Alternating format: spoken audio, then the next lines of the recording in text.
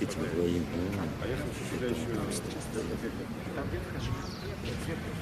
Вот, но поэтому мы просим, давайте публично это. Кстати, а еще вот есть у Романа Романовича Отруба, там можно съездить в нетронутую землю, правильно? Да? Вы же можете показать свою землю?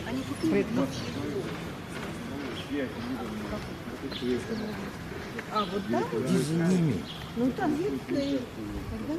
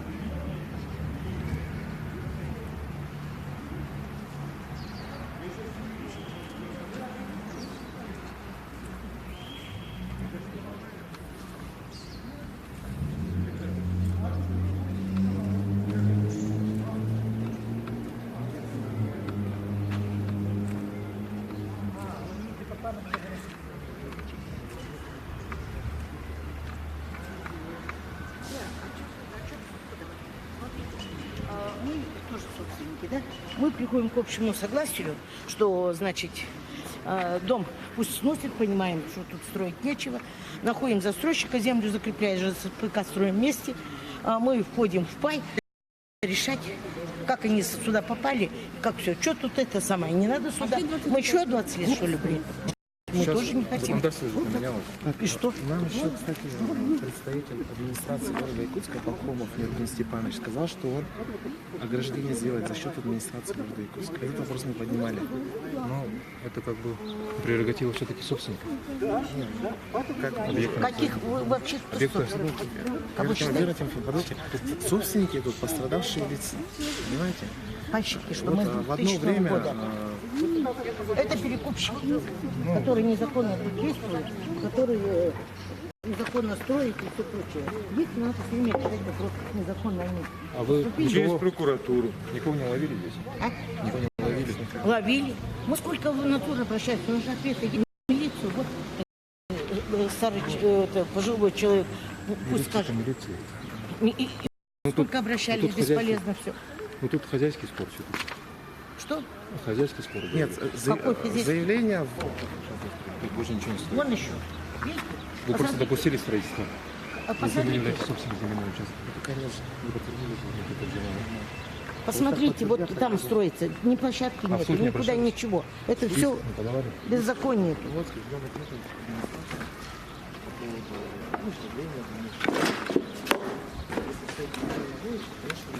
Примем все меры, которые полагаются на собственника, правообладателя земельных участков. Но до тех пор мы пока сейчас не являемся правообладателем. Туда зайдите, там, смотрите, вот смотрите, жилой дом, с документами нет, документами. Как может вот строиться впритык? И никто ничего не видит. Ни жил, ни УГЖС, ни надзор, никто ничего не видит. Идите туда, снимайте. Вот мы смотрим этот дом. Самое интересное, видите, да, строение достаточно много лет построенное. Но мне интересно, как у нас в городе наблюдают за строительством следующего объекта. При этом он примыкает впрямую почему-то к этому дому, видите? Вот, можно? Не придворовый, никакой площадки нет. Они просто строят и все. Это же не первый раз. А сейчас увидели, что закончилось, можно землю забрать. Земля должна остаться за пайщиками. Найдем застройщика и построим. Мы за снос, но на законных основаниях. А не так. А вы вот кто, что вот так бурно обсуждаете? А я обманутый дольщик с 2003 года, которая вложила деньги, по 14 тысяч квадратный метр был. Это цена хорошая была, нормально. Кунязова Вера Тимофеевна. Тимофеевна, вот это бурно обсуждаете, вот это что, вот рядом это от этого строения? Да, все от этого. И вот в этом доме, почему вот это все? Построили дом. Да, построили дом, и тут квартира есть Кутковича, который являлся по надзору за строительством. И в этом доме вот он купил, вот тут. Поэтому все, сколько бы мы ни обращались, куда бы мы ни обращались, все вопросы закрыты. Стоит на протяжении уже скольки лет. И в данный момент, вот сейчас, мы хотим, да, мы за снос, потому что тут не соответствует никаких банкротства еще в 2007 году. Это самое... Сейчас у вас процедура банкротства прошла. Да, прошла процедура банкротства.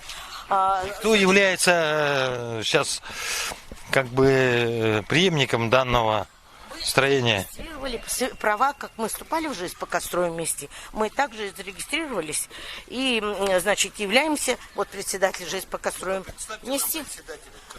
Председатель Максимов Ял Петрович, который является настоящих дольщиков обманутых с 2000 года. Набиты эти строения красивые сейчас. Вот. Ну да, красивые, конечно. Правда, я удивился, что здесь нету этих лестничных пролетов. Да, подъездов нет. Вот как подняться на мою квартиру, например, на 4-м этаже? 77-я, это, видимо, где-то там, если по правилам считать. Вот. Нет, тут слева начинается же. Тут пошел туда и там где-то. И вот я не могу забраться на свою квартиру, даже хотя бы посмотреть, что там у меня. Процедура банкротства произошло, следующее движение ваше, какие разъезжие? Банкротство, оно прекратилось. То есть вернулось все на исходные позиции. И с этого момента ЖСК является как бы фактически новым лицом. У нас и новый устав уже, и так далее, и новое правление. И вот сейчас мы работаем очень плотно с правительством нашей республики, Минстроем и так далее. Общая позиция такая, что надо сносить эти дома, халупы. И вместо них высотку поставить. Хотя бы вот этому сколько лет? Я сказал где-то 8. Нет, какой 8? Потому что это где-то 2002, наверное, да, даже раньше. То есть фактически 20 лет. Но 99-й год был, создавался ЖСК просвещения, который начал строительство. Можно считать формально 99-го года. Это надо сносить, то есть это не употребляется? Конечно, однозначно. Уже есть экспертизы и департамента градостроительства. Да. УГСЖН выдавала предписание неоднократно с 2003 года. Что... вот это здание сколько получается? Года? Лет? Ну сколько стоит, да? Смотрю, ну, это столько же, сколько в этот дом. Они же фактически примерно... Ну сколько? Позже, да, построился?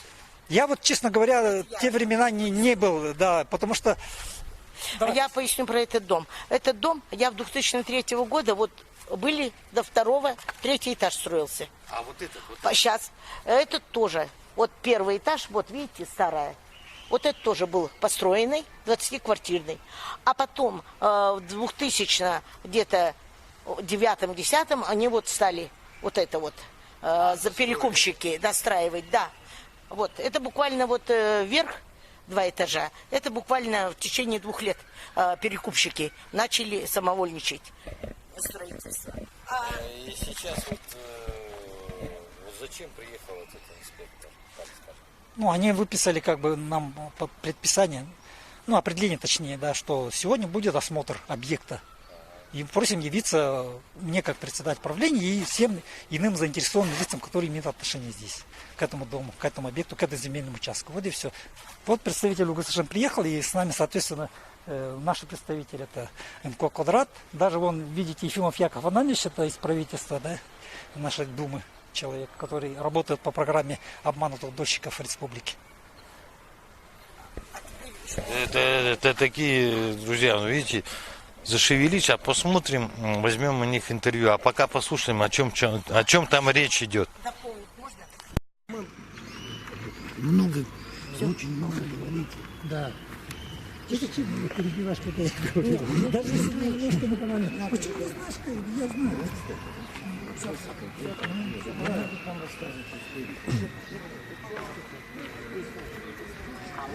Ну ты здесь меня перебиваешь, но ты неудобно перебиваешь. Давай я Я могу напомнить. Тут чиновники прошляпили Нет, я не прошляпили. Это было вариантов. Нет, надо эту нет. сделку. Что же не признать ее? Это чиновники, они не прошляпили, они сделали грубейшее преступление с бюджетными деньгами. Если взять бюджетный кодекс уголовный, он как раз совпадает, и по идее чиновник, а это юрист, который сбежал с Минстроя. А те, кто продали, им можно предъявить статью Да я незаконное могу- обогащение. Я могу и сказать, да, я могу даже Тут сказать претензии можно, к тому же да. Аргунову, министру. А он же был себе- тогда? Был тогда. А, он был замом. Он замом был. Вот я вам говорю, что я не сторонник их, не сторонник их, я не сторонник их, я исхожу из буквы закона. А оно Да, меня приучило в суде только буквами закона придерживаться. Поэтому я вот вам говорю, все, что здесь накуролесили, и по идее, вот в какое они попали положение, по сути, это наш Минстрой вместе с администрацией города Якутска. И та же Овсентьева, которая была в то время у Заболева, да, работала. ну, она там правительством, но занималась. То есть я к чему это говорю? А то, что сейчас говорят, что она народная и борется с земельной мафией, да боже, ну как можно бороться с самим собой? Ну, Это я вам говорю откровенно, без всякого... Нет, не надо Я- бороться. Мы попросим ее исправить ошибки, допущенные вследствие большого объема работы. Она, во-первых, мало того, что она не занимается этим, она еще хочет вот этот залог весь Нет, у них Пустить? это... пустить под точечную застройку весь. И вот вы, когда отсюда будете выезжать, то взгляните на левую сторону, где этот находится, стена, нет, вдоль Крупского, этого, Бураева. А напротив него вот расстояние, вот такое расстояние, построили уже 12-этажный. То люди друг другу в квартиры заглядывают.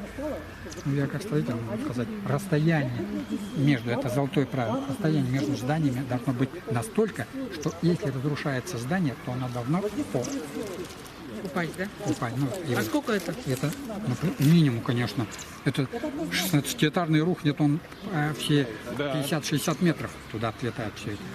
Это золотые правила А строителей. 203 микрорайон А тогда? вот здесь она не совпадает. Почему? Потому что здесь построили и здесь построили. У них гаражи, посмотрите, пандусы вот эти сделают, оно выйдет вот сюда. Оно не так? Ну да. А здесь вот она стенка, вот это, крыльцо, подъезд. Он тоже сюда. Пандус с подъездом. Как подъезжает. Не смогут. Поэтому у Минстроя... И детская площадка должна Да. А вот это и есть территория. А вон там самострой вообще по всему. С той стороны.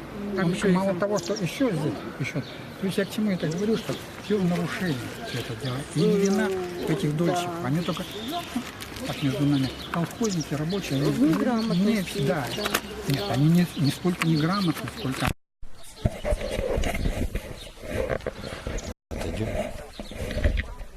Мы продолжаем разговор. Разговор сейчас будет с председателем НКО «Квадрат» Павел Романович. Сергей Романов, НКО «Квадрат». Правильно, как будет НКО? Некоммерческая организация НКО. Сергей. Да. Ну, от квадратного метра, соответственно. Квадратного метра, понятно, да? Ну, хотелось бы узнать, что привело вас здесь и сюда. Ну, тут неудовлетворенность конечными решениями и спорных моментов. Но основная масса людей хочет получить все же свои квартиры, согласны вернуть в бюджет республики те субсидии, которые ранее получались, так как те субсидии, которые они получили, не удовлетворили их. Полное желание именно в квадратном метре. То есть почему квадратным-то называемся, что боремся именно за жилье, а не за субсидии. Проблема застарелая, никак не решалась в предыдущие периоды. Но на сегодня мы имеем то, что имеем. И администрация города, как нам кажется, уже готова идти навстречу. Именно в достройке рассматривается перспективный план достройки уже квартала этого. И, собственно, те, кто заходит на достройку из застройщиков, согласны рассматривать интересы всех участников. Конечно, есть вопросы и к участникам. Это перекупы, которые перекупали. А вот «Квадрат» НКО что будет делать в случае там определенных решений, да? Это означает, что в НКО «Квадрат» будет какой-то учетный орган, который будет учитывать интересы, ну, хотя бы дольщиков, пайщиков данного, как сказать, данного земельного участка. Да. Ну, во-первых, смотрите, в первую очередь мы защищаем интересы тех, кто с самого начала строительства вкладывал свои паи в этот объект. Вот. Конечно, у нас есть вопросы к тем, кто перекупил доли. И тут надо смотреть на законодательство. Тут совместно с прокуратурой будем выносить решение по этой части. Ну, а я почему спросил? Вы как-то все странно говорите. И мне хотелось бы просто сделать маленькую эту. Это спорный объект. Здесь спорные пальчики, дольщики, вкладчики. Ну, основные потерпевшие. Но никто не говорит об учете. Вам не кажется, что на учет надо составить хотя бы в НКО квадрат, чтобы понять, кто здесь... Олег Леонидович, ну вот перед застройщиком мы ставим задачу в объеме 80 участников. У нас есть информация, что здесь 80 участников. Мы с новым председателем переговорили Аял Петровичем, что мы этот список получим весь и уже детально будем разбираться в первую очередь через НКО, через общественность. То есть любой человек из этого списка, получив мнение НКО, которым мы опираемся опять на действующее законодательство и на договоренности с новым застройщиком, будем исходить из этого. Ну, ситуация действительно, ее надо... Может быть, надо кому-то, кто еще не знает, столько лет длилось это дело, к вам обратиться и зарегистрироваться, нет? Ну, безусловно, да, в народный реестр и в список входить надо именно вот в созданного предприятия. Директор ходит здесь. Аял Петрович, подойдите, пожалуйста. Он уже был, да. Но я, тем не менее, ему вопрос задам. Вы же согласны с тем, что вот, мы как НКО вам ставим задачу, 80 человек должно войти в список? Да, даже больше. То есть, даже больше. Да. Все участники. Конечно, также? все участники. Вот. И эта нагрузка, с этой нагрузкой должен новый застройщик согласиться. Да. Он должен принять на себя определенные обязательства. Да, всех 80. Да.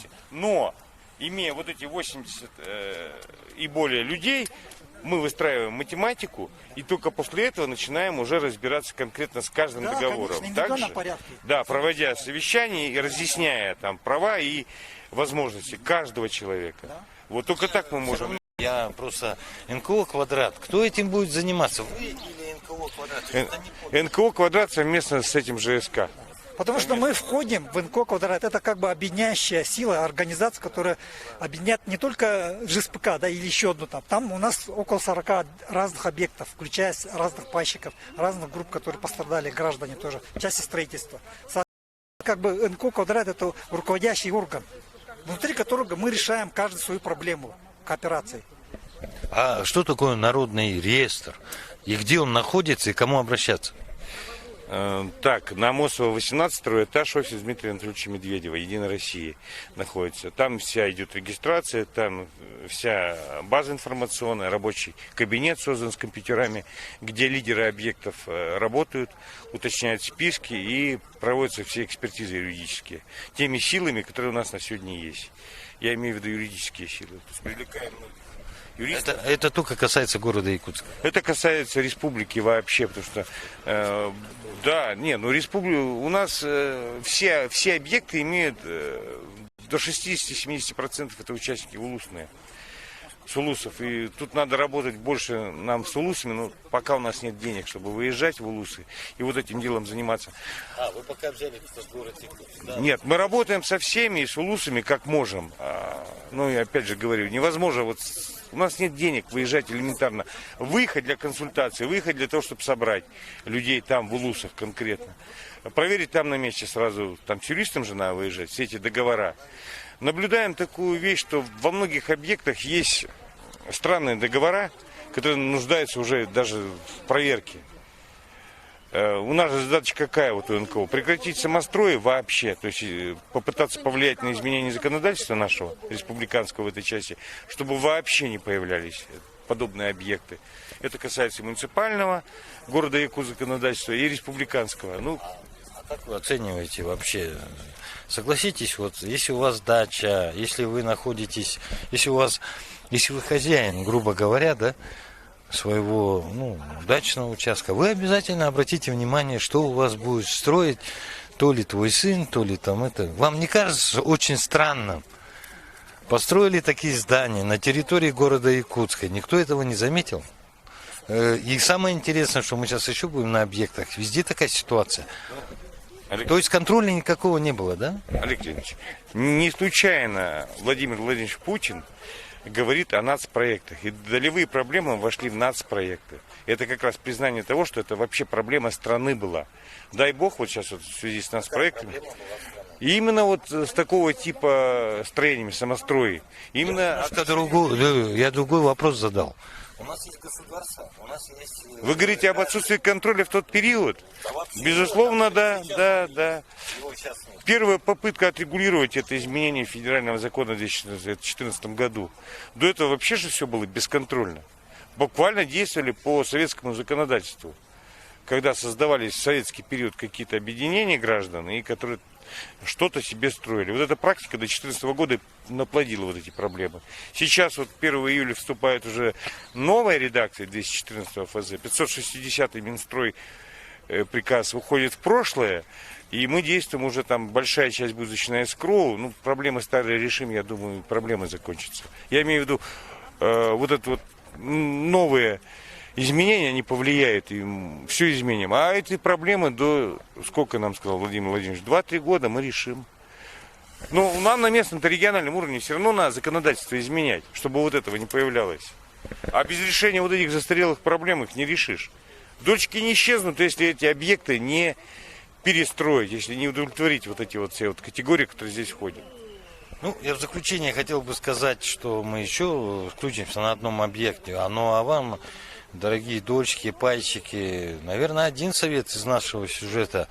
Записывайтесь в народный реестр, потому что действительно у кого-то родители были долевым части, их уже нету. У кого-то, ну, действительно надо поднять все-таки реестр обманутых людей. Я это так называю. Это и дольщики, и пальщики, и вкладчики, в конце концов.